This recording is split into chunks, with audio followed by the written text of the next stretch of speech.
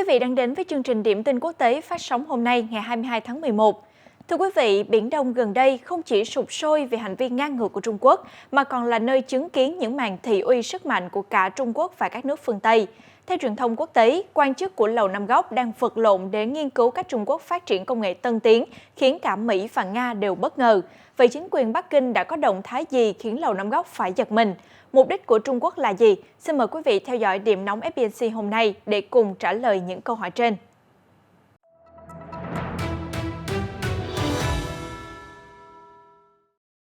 Cách đây không lâu, tờ Financial Times bất ngờ loan tin Trung Quốc hồi tháng 7 đã thử nghiệm tên lửa siêu vượt âm có khả năng mang đầu đạn hạt nhân. Nhưng điều đáng lo ngại hơn, tờ báo này hôm 21 tháng 11 dẫn một nguồn tình báo Mỹ cho biết cuộc thử nghiệm đó đã đạt được tiến bộ công nghệ đến mức có thể giúp bắn tên lửa khi bay trong bầu khí quyển trên Biển Đông. Thông tin này đã khiến giới chức và các chuyên gia quân sự Mỹ bất ngờ vì chưa hiểu làm thế nào Trung Quốc vượt qua các rào cản vật lý để vũ khí siêu vượt âm đang bay với tốc độ nhanh gấp 5 lần tốc độ âm thanh. Thông tin này đã khiến giới chức và các chuyên gia quân sự Mỹ bất ngờ vì chưa hiểu làm thế nào Trung Quốc vượt qua các rào cản vật lý để vũ khí siêu vượt âm đang bay với vận tốc nhanh gấp 5 lần tốc độ âm thanh có thể phóng một tên lửa từ bên trong nó. Đây là một năng lực chưa có nước nào trước đó có thể làm được, theo tờ Financial Times. Nguồn tin cho biết các chuyên gia tại Cơ quan Nghiên cứu các dự án quốc phòng tiên tiến DARPA của Lầu Năm Góc đang xem xét những dữ liệu liên quan đến vụ thử để tìm hiểu cách Trung Quốc có thể làm chủ công nghệ này. Họ cũng đang tranh luận về mục đích của việc phóng tên lửa từ phương tiện siêu vượt âm. Thứ sau đó đã rơi xuống biển mà không có mục tiêu rõ ràng. Một số chuyên gia Lầu Năm Góc tin rằng đây là tên lửa không đối không, trong khi có ý kiến lại cho rằng đó là biện pháp đối phó với hệ thống phòng thủ tên lửa của đối phương. Quay trở lại với thông tin Trung Quốc thử tên lửa siêu vượt âm hồi tháng 7, theo Bộ Ngoại giao Trung Quốc, nước này chỉ thử phương tiện không gian, không phải tên lửa siêu vượt âm có khả năng mang đầu đạn hạt nhân như tờ Financial Times loan tin trước đó. Thế nhưng các quan chức Lầu Năm Góc ngày càng công khai quan ngại về vụ thử vũ khí này. Trả lời phỏng vấn tờ Financial Times hồi đầu tuần trước, ông Mark Milley, Chủ tịch Hội đồng Tham mưu trưởng Liên quân Mỹ cảnh báo, việc gia tăng năng lực hạt nhân của Trung Quốc là chuyển biến lớn nhất về sức mạnh địa chiến lược mà thế giới từng chứng kiến. Ông Milley so sánh diễn biến này với khoảnh khắc Sputnik, vụ phóng vệ tinh vào năm 1957 của Liên Xô, khiến Mỹ bất ngờ nhận ra đối thủ đã đạt thành tựu vượt trội. Hơn thế, theo tướng John Hyten, người quyền lực thứ hai của quân đội Mỹ sau Mark Milley, với việc Trung Quốc xây dựng thêm hàng trăm hầm phóng, cường quốc châu Á có thể tấn công bất ngờ vào lãnh thổ Mỹ. Ông nói thêm, không giống như tên lửa đạn đạo xuyên lục địa di chuyển với quỹ đạo đoán trước được và có thể theo dõi bằng radar tầm xa, đường bay của tên lửa siêu vượt âm gần hơn với trái đất, khiến radar khó phát hiện hơn. Nga, Mỹ và Trung Quốc được cho là đang chạy đua phát triển vũ khí siêu vượt âm có thể phóng từ máy bay, tên lửa đẩy và thậm chí là tàu ngầm. Tuy nhiên, giới chức Lầu Năm Góc đang ngày càng lo ngại về sự tụt hậu trước các quốc gia đối thủ.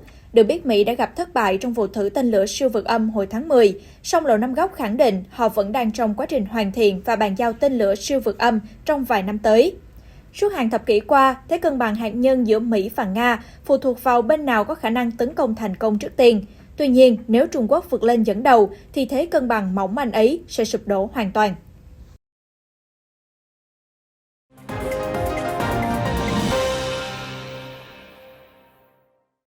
Cảm ơn quý vị đã giữ kênh. Tiếp tục chương trình sẽ là phần điểm tin nhanh về tình hình thế giới trong vòng 24 giờ qua. Thưa quý vị, Chủ tịch Trung Quốc Tập Cận Bình nói với các nhà lãnh đạo 10 nước ASEAN tại hội nghị thượng đỉnh hôm thứ Hai rằng Bắc Kinh sẽ không bắt nạt các nước hàng xóm nhỏ hơn. Ông Tập khẳng định Trung Quốc không tìm kiếm sự bá quyền hay ỷ lớn hiếp nhỏ và mong muốn làm việc với ASEAN để triệt tiêu mọi sự can thiệp bên ngoài. Quý vị có thể theo dõi lại bản tin quốc tế phát sóng lúc 14 giờ 30 để biết thêm thông tin chi tiết.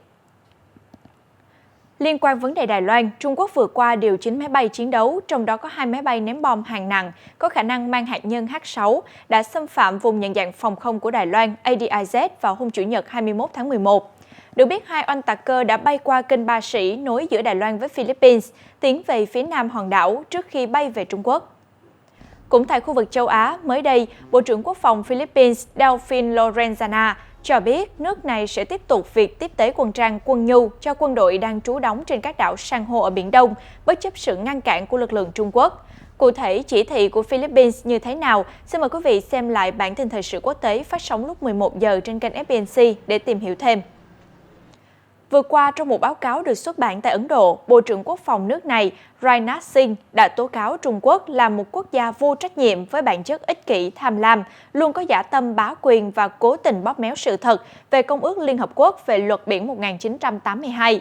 Bình luận của ông Singh được đưa ra vài tháng sau khi Trung Quốc công bố các quy tắc hàng hải mới, cho phép Bắc Kinh được kiểm soát sự ra vào của các tàu nước ngoài ở khu vực trên Biển Đông mà Bắc Kinh tuyên bố chủ quyền.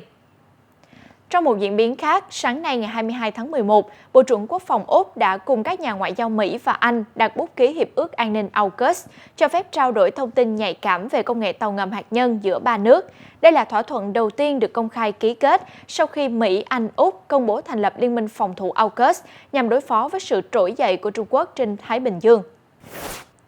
Theo Sputnik News, Tổ chức Y tế có trụ sở tại Mỹ, Liên minh EcoHealth, đã gửi mẫu virus tìm thấy trên dơi ở Lào từ tháng 6 2017 đến tháng 5 2019 đến Viện Virus học Vũ Hán để tiến hành nghiên cứu.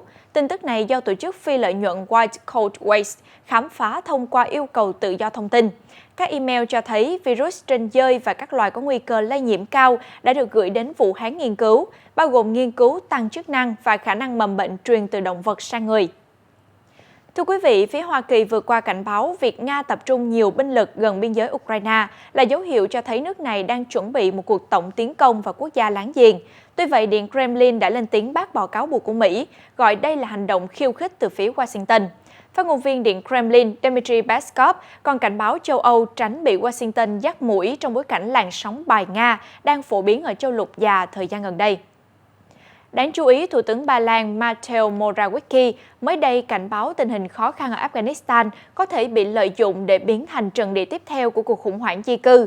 Ông cho rằng điều đang diễn ra trước mắt, những sự kiện kịch tính có thể chỉ là khúc dạo đầu cho một điều gì đó tồi tệ hơn rất nhiều sắp xảy ra. Một số tin nóng khác, cảnh sát Israel cho biết họ đã bắn chết một tay súng người Palestine đã nổ súng ở thành cổ Jerusalem hôm Chủ nhật, khiến một người thiệt mạng và 3 người bị thương. Nhà chức trách Israel cho biết 2 sĩ quan cảnh sát cũng bị thương trong vụ việc. Người phát ngôn của cảnh sát cho biết tay súng là cư dân người Palestine ở đông Jerusalem. Vừa qua, một video cho thấy cảnh rất đông người dân xuống đường biểu tình phản đối bất kỳ thỏa thuận nào giữa quân đội Sudan và lực lượng dân sự, mặc dù Thủ tướng Abdallah Hamdok đã được phục chức vào hôm 21 tháng 11 và hứa sẽ trả tự do cho tất cả tù nhân chính trị bị bắt giữ kể từ khi cuộc đảo chính xảy ra. Các nhóm ủng hộ dân chủ kịch liệt yêu cầu quân đội phải rút hoàn toàn khỏi chính trường. Xin được chuyển sang một số thông tin thời sự xã hội đáng quan tâm. Vào ngày 21 tháng 11 vừa qua, Tổng thống Nga Vladimir Putin thông báo ông đã tiêm mũi vaccine COVID-19 thứ 3 để chống lại dịch bệnh. Vaccine được sử dụng để tiêm cho ông Putin là Sputnik Light. Chính quyền Nga đang kêu gọi người dân đi tiêm ngừa trong bối cảnh đợt dịch mới khiến số người tử vong tăng cao kỷ lục. Đến nay, chỉ khoảng 36,7% người dân Nga đã tiêm ngừa COVID-19 đầy đủ. Mới đây, Bộ trưởng Y tế và Chăm sóc xã hội Anh Sajid Javid cho biết nước này đang triển khai tiêm tăng cường gần 400.000 mũi vaccine ngừa COVID-19 mỗi ngày. Cụ thể, trong cuộc phỏng vấn với Sky News, ông Javid cho biết rằng đến nay, nước này đã tiêm gần 15 triệu liều vaccine bổ sung và chiến dịch tiêm tăng cường đã thành công rực rỡ. Do đó, London chưa cần triển khai kế hoạch B. Hôm nay, Thủ tướng Scott Morrison cho biết Úc sẽ cho phép những người có thị thực nước ngoài nhập cảnh vào nước này, đồng thời nước này cũng sẽ tiến hành các bước tiếp theo để khởi động lại du lịch quốc tế và hỗ trợ nền kinh tế sau một thời gian dài bị ngưng trệ. Trước đó, Úc đóng cửa biên giới quốc tế vào tháng 5 năm 2020 và chỉ cho phép một số công dân và thường trú nhân nhập cảnh. Thưa quý vị, thời tiết khắc nghiệt, dịch tả lợn, giá năng lượng leo thang, thiếu hụt lao động và gián đoạn chuỗi cung ứng do đại dịch Covid-19. Tất cả những yếu tố này đã khiến giá cả thực phẩm tăng lên cao nhất trong một thập kỷ qua. Giá cả leo thang trên toàn thế giới, nhưng những người nghèo nhất đang phải chịu đựng kiệt quệ nhất. Quý vị có thể xem lại bản tin phát sóng lúc 14 giờ 30 để tìm hiểu thêm về tình hình khủng hoảng này. Tại Trung Quốc, nước này chuẩn bị đón đợt không khí lạnh nghiêm trọng càn quét phần lớn đất nước và nhiệt độ có thể giảm sâu nhất vào ngày 23 tháng 11. Thời tiết lạnh nhất dự kiến kéo dài đến hết trưa thứ Ba, có thể chạm xuống âm 10 độ C ở một nửa diện tích phía Bắc Trung Quốc. Mới đây, Cơ quan Bảo vệ Môi trường của Canada cảnh báo hiện tượng sông khí quyển dự kiến sẽ tiếp tục tái diễn ở tỉnh British Columbia vào ngày 28 tháng 11 tới. Hiện tượng này đã gây mưa lũ lớn, buộc địa phương này vừa qua phải ban bố tình trạng khẩn cấp. Trong khi đó, người dân đang gấp rút chất bao cát ngăn chặn lũ lụt và dọn dẹp hậu quả của thảm họa thiên tai vừa qua. Truyền thông Colombia cho biết lũ lụt đã quét qua thị trấn Medio Paudo của nước này, khiến một con sông có nguy cơ vỡ bờ, đe dọa đến an toàn của các hộ gia đình lân cận. Họ có thể bị chia cắt với các khu vực khác nếu lũ lớn. Hiện cư dân thị trấn đã phải cố gắng vớt vát đồ đạc trong gia đình của mình nhiều nhất có thể. Đêm Chủ nhật ngày 21 tháng 11 cũng là đêm biểu tình thứ hai liên tiếp ở Hà Lan để phản đối biện pháp hạn chế Covid-19. Hậu quả khiến 5 cảnh sát bị thương và ít nhất 28 người bị bắt giữ ở 3 tỉnh. Đây là cuộc hỗn loạn tồi tệ nhất kể từ khi Hà Lan áp đặt phong tỏa toàn quốc vào tháng 1, làm bùng phát bạo lực tràn lan và khiến hơn 500 người bị bắt. Tại Afghanistan, chính quyền Taliban mới đây đã ban hành một hướng dẫn tôn giáo mới, đề nghị các kênh truyền hình Afghanistan ngừng chiếu những bộ phim có diễn viên nữ. Trong chỉ thị đầu tiên đối với các phương tiện truyền thông Afghanistan, Bộ khuyến khích đức tin và ngăn ngừa trụy lạc của Taliban cũng kêu gọi các nữ phóng viên mặc trang phục hijab truyền thống khi đưa tin. Xin được chuyển sang một số thông tin kinh tế, thưa quý vị. Để đối phó với những thách thức mới sau đại dịch, Israel sẵn sàng trợ giúp Philippines nâng cấp hệ thống cung cấp năng lượng, phần mềm và nông nghiệp. Phát biểu trên được ông Ilan Flus, đại sứ Israel tại thủ đô Manila, đưa ra tại một diễn đàn kinh tế địa phương mới đây. Theo một cuộc khảo sát mới đây, khoảng 32% người Hàn Quốc muốn được đi du lịch trong năm 2022. Những địa điểm nằm trong top đầu yêu thích là Hawaii, Australia, Đức, Nga, Mỹ và Philippines. Con số này thấp hơn mức bình quân của các cuộc khảo sát trước. Nguyên nhân bởi Covid-19 đã khiến thu nhập của người Hàn Quốc giảm đi.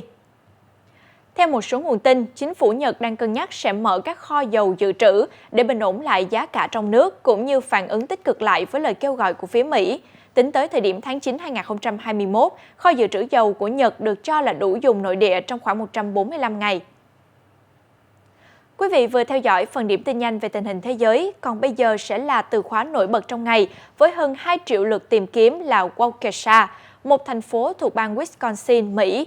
Chiều ngày 21 tháng 11 theo giờ địa phương, một chiếc SUV màu đỏ bất ngờ lao xuống đường với tốc độ rất cao, đâm vào đoàn người diễu hành ở trung tâm thành phố Waukesha. Vụ việc khiến ít nhất 5 người chết và hơn 40 người bị thương, theo hãng tin Al Jazeera.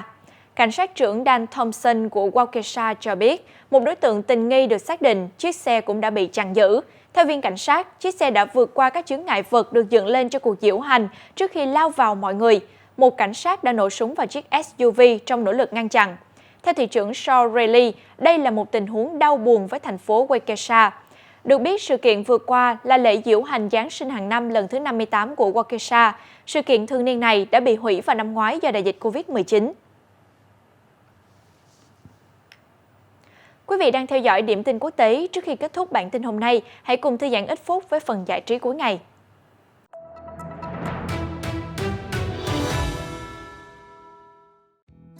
Trong một studio ở Lagos, Nigeria, nàng thiên thần đang chờ đợi để nhóm nghệ sĩ trau chuốt bộ cánh cho nàng. Thiên thần và các nhà tạo mẫu của nàng đều làm việc dưới sự hướng dẫn của Abdulrasaq Babalola. Chàng nghệ sĩ 27 tuổi hy vọng tác phẩm của mình sẽ đánh thức được mối quan tâm của cộng đồng dành cho vấn đề môi trường. Tôi muốn chính phủ chúng tôi hiểu được thông điệp này. Nhựa thì đẹp đấy, nhưng tình trạng ô nhiễm do nhựa gây ra thì vô cùng nguy hiểm, gây nguy hại cho sức khỏe con người và cả môi trường sống của các loài sinh vật quanh ta. Babalola cho biết anh đã nảy ra ý tưởng này cách đây 2 năm, nhưng không thể thực hiện do đại dịch bùng phát. Đến khi các hạn chế được nới lỏng, anh và các thành viên khác đã thu gom hơn 5.000 chai nhựa bị vứt bỏ. Chúng được rửa sạch và tạo thành đôi cánh thiên thần. Nếu nhìn vào đây, có thể thấy đôi cánh chính là thứ tỏa sáng, giúp thiên thần thêm xinh đẹp rực rỡ. Nhưng chính nó cũng gây hại cho cô ấy, khiến cô ấy phải đeo mặt nạ thở. Anh Babalola giải thích với hãng tin Reuters. Theo CNN, ước tính thành phố cảng Lagos của Nigeria thu nhận khoảng 15 xe container chứa đầy chất thải điện tử mỗi ngày. Hầu hết số thiết bị điện tử này đều bị hỏng, không thể sửa chữa và bị ném vào bãi rác.